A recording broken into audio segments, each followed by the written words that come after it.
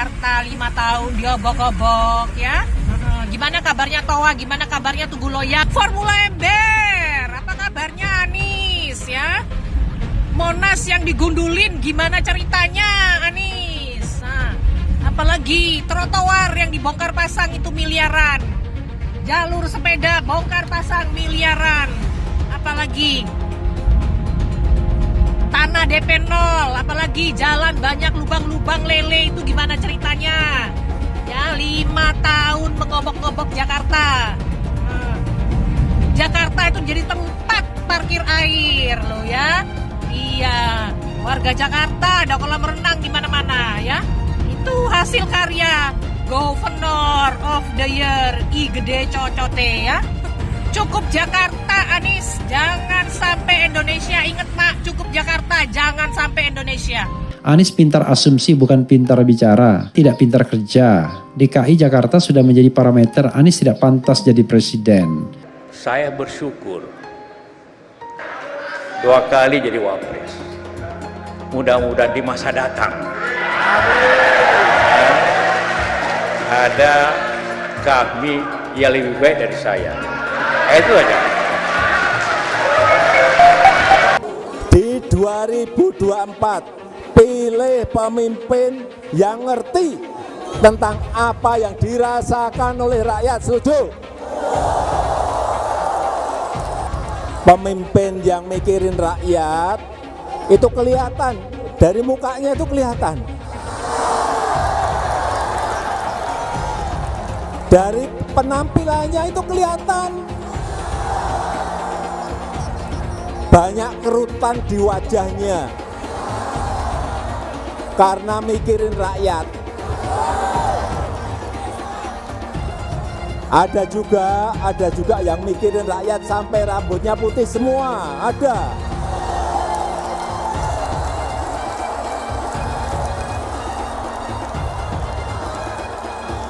Ada itu.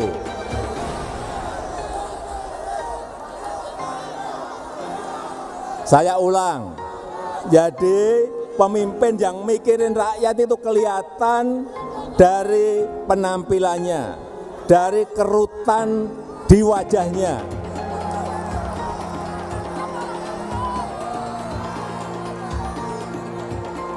Kalau wajahnya celing, bersih, tidak ada kerutan di wajahnya, hati-hati.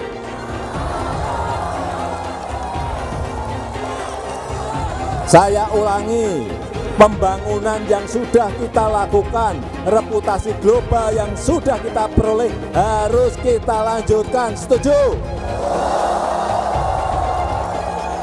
Dilanjutkan sampai 2029. Setuju? Dilanjutkan sampai 2045. Setuju? Dilanjutkan sampai seterusnya. Jangan sampai kita memilih pemimpin yang nanti hanya senangnya duduk di istana yang AC-nya dingin. Jangan ada politisasi agama. Itulah pesan keras Presiden Jokowi. Bukan itu saja, Presiden juga menyatakan kalau politisasi agama sudah pernah terjadi, sudah pernah kita alami, dan dampaknya sangat panjang. Dan Presiden pun mengingatkan, jangan ada lagi politisasi agama. Ini sebetulnya pesan keras untuk Anies Baswedan dan juga Partai Nasdem. Karena itu juga Anies sekarang dilabeli masyarakat sebagai bapak politik identitas. Apalagi sekarang sudah nggak bisa ditutup-tutupi kalau hubungan Surya Paloh, sang ketua umum Partai Nasdem, dengan Presiden Jokowi sudah benar-benar merenggang. Buat Nasdem, cuma merekam video ucapan selamat saja yang makan waktu nggak sampai 3 menit, Presiden Jokowi nggak melakukannya. Jokowi sudah putus hubungan dengan Nasdem. Gak ada yang bisa dilakukan lagi. Membela Anies Baswedan terkait politik identitas saat Pilkada DKI 2017. Partai besutan Surya Paloh ini bahkan menuding kalau politik yang berpotensi memecah belah sesama anak bangsa itu justru dimainkan oleh Basuki Cahayapurnama alias Ahok. Blunder demi blunder terjadi. Sampai Ahok dibawa-bawa agar keterpilihan Anies naik. Ini kan goblok namanya. Dan ini makin menambah keyakinan publik bahwa sebenarnya Anies memang nggak punya aura, nggak punya kredibilitas untuk naik jadi presiden. Bahkan kalau Anies kembali ikut pilkada di pilgub DKI sekalipun, saya yakin dia bakal kalah sekarang. Anies mampu yang mana? Apalagi dia selalu teriak begini, Nasdem partainya, Anies presidennya. PKS sama Demokrat nggak disebut, Bang. Bahkan Presiden Jokowi juga menegaskan agar semuanya itu menghindari politisasi agama karena itu sangat-sangat berbahaya. Menurut pandangan saya, bisa jadi apa yang disampaikan oleh Presiden Jokowi itu adalah berupa pesan dan sekaligus sindiran buat Partai Nasdem. Kalau misal kita ngomongin soal bahaya politik identitas, pasti otomatis akan teringat dalam pikiran kita bahwasanya dia ini adalah Anies Baswedan. Nah, begitu juga saat kita ngomongin tentang politisasi agama, maka yang teringat dalam pikiran kita adalah lagi-lagi itu adalah Anies Baswedan. Dalam videonya baru-baru ini, Anies Baswedan justru dengan percaya diri meminta agar publik ini melupakan semua kejadian pemilu dan pilkada di masa lalu. Lah kok bisa-bisanya ya kita semua ini diminta untuk melupakan kejadian di pilkada masa lalu. Lalu pesan berikutnya untuk semuanya, mari kita jangkau semua.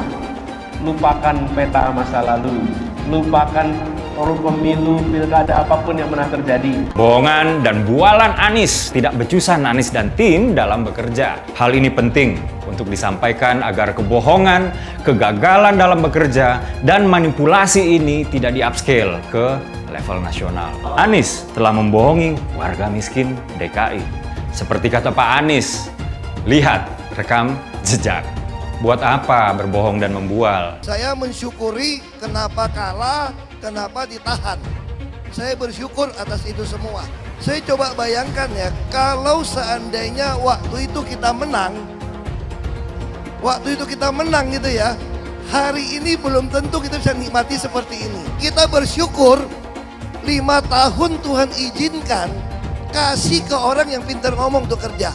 Coba kalau kita bayangkan gitu ya, kalau kemarin saya masih jadi gubernur, ini saya udah turun ini. Tapi yang pintar ngomong itu dikira orang hebat kan? Ini lebih berbahaya tahun 2024, langsung ketahuan karakternya. Langsung ketahuan itu. Di saya juga ada kutipan Pak di kamar saya Pak. Tulisannya, Jakarta telah mengambil keputusan yang fatal. Lagian ketakutan banget sih Anies bakal menang. Umat Kristen cerdas-cerdas, mereka pasti tahu siapa yang harus mereka pilih.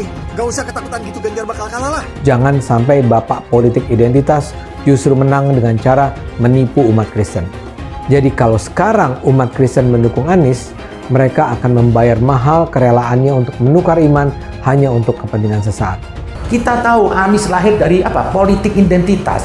Yang dia dulu melabeli kafir semuanya kepada yang non-muslim. Saya mintalah kepada muslim yang waras dan kepada kelompok minoritas. Janganlah Anda memilih pemimpin yang berkarakter seperti Anies. Dia bukan pemimpin yang bermental Pancasila. Apakah deklarasi Capres itu akan menghalangi KPK untuk menghentikan atau melanjutkan proses itu? Nah, tentu deklarasi Capres ini kan baru tahap awal. Belum tentu juga nanti dicalonkan ketika mulai pendaftaran. Saya pastikan proses penyelidikan akan terus berlanjut ya, sampai ditemukan suatu titik terang apakah itu perkara pidana. Kami lanjutkan dan kami tidak terpengaruh dengan deklarasi yang bersangkutan sebagai capres oleh salah satu parpol. Kalau dengan Partai Nasdem memilih Anies, Anies no. Anies no? Anies no. Bapak dukung siapa kalau bukan Anies? Ganjar yes. Oh, Pak Ganjar Pranowo? Iya betul. Anies itu ya kita bisa lihat ya record-nya. Ya pekerjaan-pekerjaannya dia, saya... Bapak tidak terlalu bersimpati dengan Pak Anies? Ya, dia Pak Anies itu gubernur ayat ya. Janji kampanye gubernur yang diimplementasikan tidak terrealisasi. Misalnya DP 0 rupiah program OKOC, naturalisasi sungai, termasuk program mandeknya program air bersih, mandeknya program sampah, dan yang terakhir dan yang sangat penting menurut catatan kami adalah tidak berkualitasnya pelayanan publik. Salam. Izinkan saya menyampaikan rasa syukur bahwa berkat atas izin Tuhan Yang Maha Kuasa, dan semoga hari ini menjadi hari bersejarah yang kita akan ingat dalam perjalanan hidup kita. Anies Baswedan mengunjungi gereja. Yang membuat saya aneh itu justru pernyataan dari pendeta dari gereja yang bersangkutan, malah menobatkan Anies Baswedan sebagai bapak kesetaraan. Tidak layak seorang Anies menyandang gelar bapak kesetaraan. Jangan Pak Pendeta ini mencoba menyesatkan masyarakat, mencoba memanipulasi sejarah. Jangan yang hitam dikatakan putih, Pak Pendeta. Bapak Ibu, saudara-saudaraku, akhir-akhir ini ramai sekali ceramah seorang yang melarang kita untuk berteman dengan orang dari agama lain. Sudah 77 tahun negara Kesatuan Republik Indonesia merdeka. Bisa-bisanya masih ada ungkapan yang keluar seperti itu. Saya ingatkan, jangan ada lagi politik identitas. Jangan ada lagi politisasi agama. Penjajahan di depan mata itu di Jakarta. Kita semua pribumi ditindas. Kini saatnya kita menjadi tuan rumah di negeri sendiri. Saya bilang, Miss, ente nggak bisa jadi presiden. Kenapa? Karena presiden adalah orang Indonesia asli, saya bilang. Ini loh pejabat A kelakuannya ini, bohongnya ini, B ini, ada sebarin, pusing ya. Sebagai orang beriman, jabatan itu amanah Tuhan.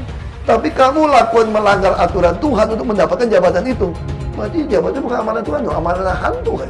Rakyat yang butuh pejabat yang jujur gitu. Terus saya tanya, kenapa mau pilih saya? Ya kamu jujur. Nah, sama kayak korupsi gitu kan. Ketahuan arus orang marah-marahin, gak kepilih, ya sudah.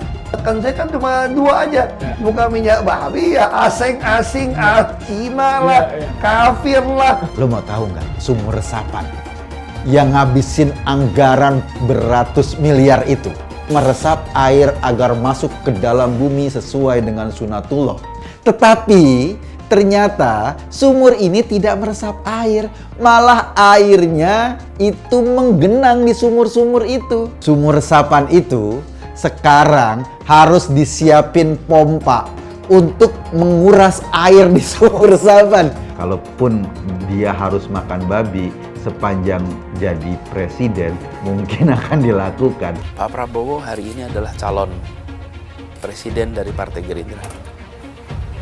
Saya sampaikan berkali-kali bahwa saya tidak ingin menjegal, saya tidak mau menjadi orang yang dibawa untuk berhadapan dengan Pak Prabowo dan menghentikan Pak Prabowo. Saya tidak mau. Dan saya katakan itu kepada siapapun yang datang kepada saya untuk berbicara tentang calon presiden. Yang nanti anak saya dan anak-anak saya akan ingat itu. Nah, saya tidak mau mengkhianati, menikam pada orang yang dulu sudah bekerja, membantu, dan berjuang bersama. Bapak Politik Identitas Indonesia Anies Baswedan, Bapak Intoleransi Indonesia Anies Baswedan, jangan lupakan, jangan terlena, jangan sampai dia pecahkan kita dengan dagangan ayat dan mayatnya. Air itu turun dari langit, turunnya ke atap rumah langsung sumur bor, bukan ke sungai dan ke laut. Jangan sampai Indonesia jatuh ke tangan pembohong. Jangan sampai Indonesia jatuh ke tangan Anies Baswedan. Anies Baswedan pasti akan mempertanggungjawabkan segala perbuatannya, perbuatan kelebihan dana, kelebihan anggaran, kelebihan bayar di semua proyek-proyek Pemprov DKI dan semua kroni-kroni dan kroco-kroco Anies Baswedan juga akan mempertanggungjawabkan semua perbuatannya, dan ya pastikan itu sebelum Pilpres 2024. Apalagi sekarang JIS ini, kayaknya pastikan itu juga pasti ada kelebihan bayar. Pasti ada koruptornya di situ. Tinggal KPK menyelidiki anggaran yang ada di JIS. Dan habis itu baru hajarlah formula E. Kamu mau panggil saya hadap Tuhan Allah pun yang benar gua hadapin. Apalagi cuma BPK. Tenang, kalau BPK sudah periksa, nyatakan tidak ada kerugian, aman lah kita. Ada oknum BPK masuk penjara tuh DKI itu. Dikatakan cuma salah bayar atau kelebihan bayar mungkin ya. Jadi kalau saya, pasti ada proses. Kalau BPK menyatakan tidak ada kerugian negara, aman Anda. Anda mungkin benar, kalau ada oknum BPK nyatakan Anda salah, selesai Anda. Kalau orang dulu mempersoalkan KPK mesti direvisi undang-undangnya, saya kira BPK yang harus direvisi undang-undangnya juga. Ini sebenarnya kasus korupsi. Kelebihan bayar ini sebenarnya ya, kalau secara hukum saya melihatnya ini sebenarnya bisa jadi kasus korupsi gitu. DKI yang kita harapkan, Anies Baswedan yang begitu jelas Islamnya, 4 tahun 8 bulan jadi gubernur. Mana peraturan pergub saja yang melarang miras? Mana perda Islam apalagi? Yang akhirnya tidak berani juga menegakkan hukum. Banjir tetap banjir, macet tetap macet, kriminalitas Jakarta. Anda tahu, 2 menit sekali terjadi pencurian. Sekarang orang sedang euforia, dia mau dicapreskan. Bagaimana umat terjebak lagi, bodoh lagi, masuk lagi. Kalau misalnya memang Anies itu mau maju dan dia tekad mau menegakkan hukum Islam dan menyatakan perlawanan, saya penuh. Tapi dia tidak lakukan itu. Jangan hanya konsentrasi pada pembangunan benda-benda mati yang indah difoto dan bisa ditunjukkan dalam 5 tahun hasilnya. Kalau kita mau menilai sebuah janji, maka lihat janjinya, lalu lihat kenyataannya. Dulu janjinya apa ya? Dan ini melawan sunatullah. Kenapa? Air itu turun dari langit ke bumi, bukan ke laut.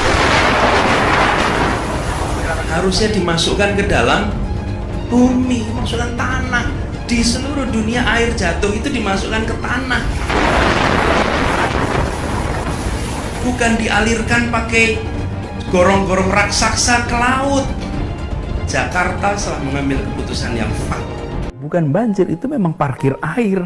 Bukan banjir, itu memang parkir air. Masyarakat berkeliling dengan membawa toa untuk memberitahu semuanya, termasuk sirine. Ibon 82 miliar. Apa alat transportasi yang dimiliki oleh hampir setiap orang? Alat transportasi yang dimiliki semua orang adalah kaki. Kalau seandainya orang Jakarta percaya Pak Anies jadi gubernur pun, saya berani jamin kok dia akan lakukan normalisasi yang sama seperti saya lakukan kok. Nggak usah bohong lah. Ketika air sampai di muara, maka siap untuk dipompa ke laut. Iblis hanya menggoda orang yang beriman. Makanya jarang-jarang orang kafir kerasukan setan. Yang kerasukan setan itu orang baik-baik. Jarang, saya belum pernah nengok Cina kerasukan setan. Pernah tak Ahok itu kerasukan setan? Enggak, setannya juga. Karena sesama setan dilarang saling menggoda. Karena di salib itu ada jin kafir. Haleluya. Kepalanya ke kiri apa ke kanan?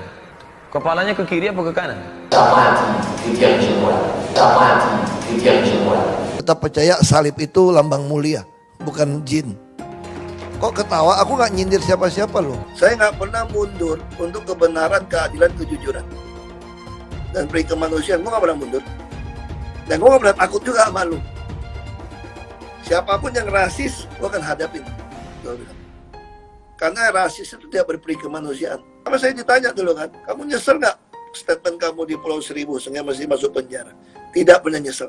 Karena saya mengatakan kebenaran. Hai semua, dengan saya Jonas Leong. Terima kasih banyak buat kalian penonton setia yang selalu menonton di channel ini. Saya secara personal sangat menghargai waktu kalian. Dan saya sudah menganggap kalian sebagai family karena kalian selalu support di channel ini. Bagi kalian yang selalu menuliskan opini kalian di kolom komen, saya baca komen kalian satu persatu.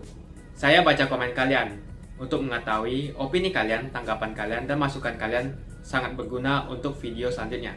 Terima kasih banyak buat kalian yang selalu menekan tombol like di awal video. Video seperti ini membutuhkan waktu dan juga research. Dan ini semua gratis untuk kalian. Jadi pastikan kalian menekan tombol like-nya supaya saya mengetahui kalian menyukai konten yang saya bagikan. Rambut putih, ya. Rambut putih. Tapi yang lebih spiral lagi, yang mengejutkan ini loh ya. Governor of the Year. Anies Baswedan, Governor of the Year, sama si Kopipah. Governor of the Year. Waduh, oleh TV Metro Drone ya. Terima kasih buat Metro Drone TV ya atas penghiburannya, yaitu buat mantan Governor I Gede Cocot ya, yang telah mengebok-ngebok Jakarta 5 tahun diobok-obok ya. Gimana kabarnya Towa? Gimana kabarnya Tugu Loyak? Formula Ember, apa kabarnya Anies ya? Monas yang digundulin, gimana ceritanya Anies? Nah, apalagi trotoar yang dibongkar pasang itu miliaran, jalur sepeda bongkar pasang miliaran, apalagi tanah DP 0, apalagi jalan banyak lubang-lubang lele, itu gimana ceritanya? Ya, 5 tahun mengobok-ngobok Jakarta. Jakarta itu jadi tempat parkir air loh ya. Iya, warga Jakarta ada kolam renang di mana-mana ya. Itu hasil karya Governor of the Year I Gede Cocote ya. Hasil kerja si Anies itu ya, selain nyedot anggaran 360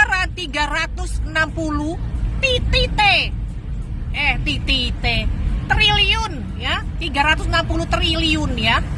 Cukup Jakarta Anies, jangan sampai Indonesia. Ingat Mak, cukup Jakarta, jangan sampai Indonesia. Lawan Jokowi mengadakan pertemuan silaturahim atau semacam reuni lah dengan tajuk Nusantara Bersatu untuk satu komando. Nah, ini dihadiri oleh Presiden Jokowi, dihadiri juga oleh ratusan ribu relawan Jokowi, dilaksanakan di Gelora Bung Karno, Jakarta. Cukup ramai. Nah, ada yang menarik dalam pidato dari Presiden Jokowi pada kesempatan tersebut tentang sinyal. Nah, ini Pak Jokowi ini memang paling suka, paling senang memberikan sinyal-sinyal dalam bentuk sanepo. Sanepo itu bahasa Jawa, tapi kalau bahasa Indonesia semacam tanda-tanda atau simbol-simbol. Nah, sahabat Indonesia, menurut saya memang kedekatan seorang Jokowi dengan Ganjar Pranowo sudah tidak perlu dibahas. Semua orang sudah tahu bahwa mereka mempunyai kedekatan yang sama, bahkan ada style atau gaya yang sama dalam mendekati rakyat. Mereka sangat populer di kalangan rakyat bawah. Dan mereka sama-sama suka belusukan kemana-mana, ke pasar, ke sekolah, ke berbagai lapisan masyarakat di bawah, di grassroots. Dua-duanya sama, suka belusukan. Mungkin Pak Ganjar Pranowo mengikuti pola Pak Jokowi yang sudah dilaksanakan sewaktu Pak Jokowi menjadi wali kota Solo waktu itu ya, mungkin saja. Tapi intinya sama, gaya komunikasi mereka sama.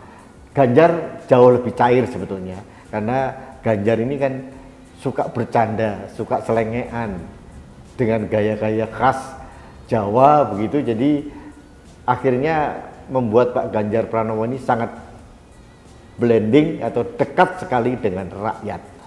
Yang menarik dikatakan oleh Presiden bahwa kalau memilih pemimpin carilah yang keningnya penuh kerutan. Nah, ini ya bagus juga, bahwa ini indikator orang yang suka memikirkan bangsa dan negara.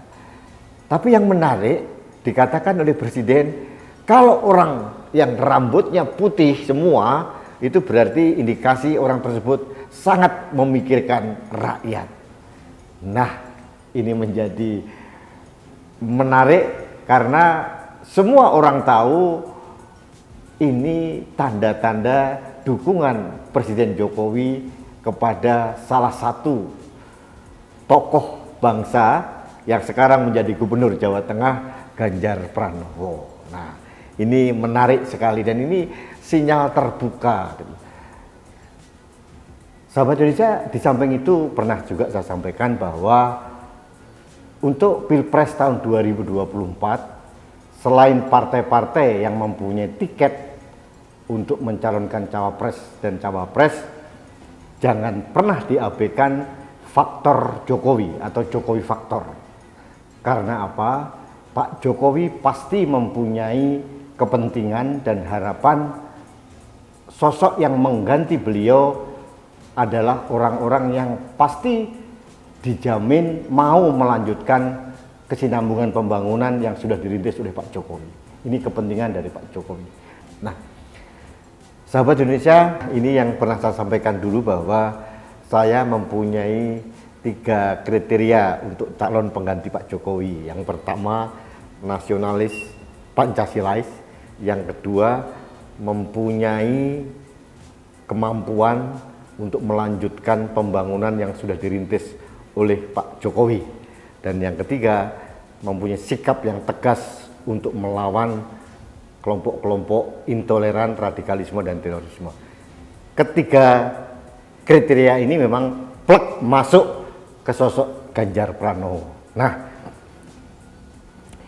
sahabat Indonesia, saya mempunyai sikap yang sangat jelas bahwa saya setuju seorang presiden itu mempunyai peran untuk menyiapkan penggantinya. Karena apa? Karena ini untuk memastikan kesinambungan pembangunan. Jangan sampai 10 tahun suatu era kepresidenan tokoh tertentu diganti oleh tokoh yang lain tapi tidak nyambung sehingga kesinambungan pembangunan tidak terjadi. Akhirnya kita seperti poco-poco, maju mundur. Tapi di samping itu Pak Jokowi bukan hanya sekedar mempunyai keinginan, beliau juga mempunyai modal dasar yang kuat. Modal dasarnya apa? Yaitu adalah dukungan relawan yang puluhan juta atau jutaan lah di seluruh Indonesia, dan sebagian dari mereka adalah bergerak satu komando di bawah instruksi atau arahan dari Pak Jokowi.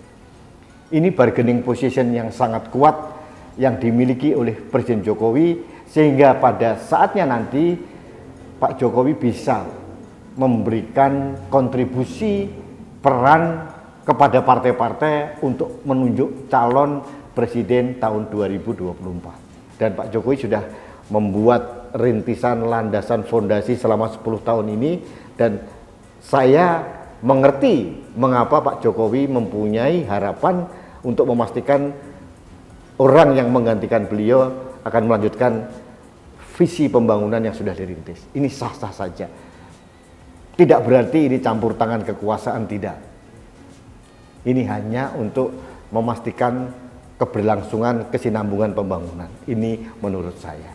Dan saya setuju untuk mencapai lompatan dalam menggapai Indonesia maju, Indonesia gemilang tahun 2045, pada saat 100 tahun kemerdekaan Indonesia, kesinambungan pembangunan yang sudah dirintis mulai sekarang harus dilanjutkan, baik untuk di domestik maupun peran Indonesia di kancah internasional. Indonesia sudah menjadi negara yang dilirik oleh dunia internasional karena pertumbuhannya bagus, ada 280 juta rakyat, ini potensi besar, dan banyak sekali sumber daya alam yang melimpah yang dibutuhkan oleh negara-negara maju. Jadi posisi Indonesia sangat strategis. Meskipun melalui dinamika di dalam internal partai PDIP, tapi saya mempunyai keyakinan yang kuat, PDIP pun juga mempunyai harapan ingin menciptakan hat-trick sebagai pemenang pemilu. Nah, untuk menciptakan hat-trick, menurut saya salah satu faktornya adalah perlunya calon presiden yang didukung mayoritas rakyat. Karena menurut saya keterpilihan anggota-anggota DPR di tingkat 1, tingkat 2 maupun pusat itu juga terkoneksi dengan siapa sosok capres dan cawapres yang diusung oleh partai tersebut. Nah, kembali ke sinyal yang diberikan Pak Jokowi pada saat pertemuan dengan relawan Nusantara Bersatu di Gelora Bung Karno, ini bagi saya adalah semacam tanda kepada partai-partai bahwa Pak Jokowi mempunyai bargaining position yang cukup kuat. Sebetulnya dukungan Pak Jokowi nyambung dengan suara mayoritas masyarakat yang ada sekarang. Bahwa memang Ganjar Pranowo tidak terbendung. Jadi sahabat Indonesia, ini angin segar buat pendukung Pak Ganjar Pranowo dan Pak Ganjar Pranowo sendiri, bahwa kelihatannya nyata bahwa Pak Jokowi arahnya, komandonya, instruksinya, arahannya adalah kepada sosok si rambut putih. Itu yang saya maknai dari pidato Pak Jokowi pada hari ini. Jadi menurut saya PDIP mempunyai pilihan yang sama dengan arus besar masyarakat yang sekarang. Sekarang tinggal menurut saya sesegera mungkin Pak Jokowi bersama dengan pimpinan partai yang lain dan tokoh-tokoh yang lain membentuk aliansi nasional, dan di dalam aliansi nasional ini dimunculkanlah calon presiden dan calon wakil presiden yang disepakati bersama, dan mudah-mudahan ini juga didukung oleh rakyat Indonesia. Dan saya yakin kalau ada Pak Jokowi di situ, mayoritas rakyat Indonesia satu komando di bawah arahan dari Presiden Jokowi. Hai teman-teman, kalian tahu tidak? Saat ini kita dengan gampangnya bisa memiliki saham global seperti perusahaan Google, Apple, Facebook, dan lainnya. Kalian tinggal klik link di kolom deskripsi lalu lakukan registrasi. Dan Anda semua berkesempatan untuk langsung mendapatkan welcome bonus. Kalian akan diberikan satu saham gratis secara acak sebagai welcome bonus, seperti saham Tesla, Apple, Facebook, atau saham dunia lainnya. Menarik bukan? Cukup satu klik, kamu bisa investasi dengan mudah tanpa ribet, tanpa dikenakan fee atau komisi. Cocok untuk investor pemula. Canggih dan gampang kan? Yuk daftar hari ini sebelum promo welcome bonus ditutup. Kenapa investasi di saham global? Karena jika kita lihat kenaikan saham global di tahun belakangan sangatlah fantastis dan mempunyai peluang yang sangat bagus ke depannya. Kalian juga berkesempatan untuk mendapatkan saham yang nilainya hingga $1.000 atau 15 juta rupiah. Registrasi dengan menekan link di kolom deskripsi untuk mendapatkan welcome bonus dan saham gratismu. Sebelum saya tutup, jangan lupa like video ini.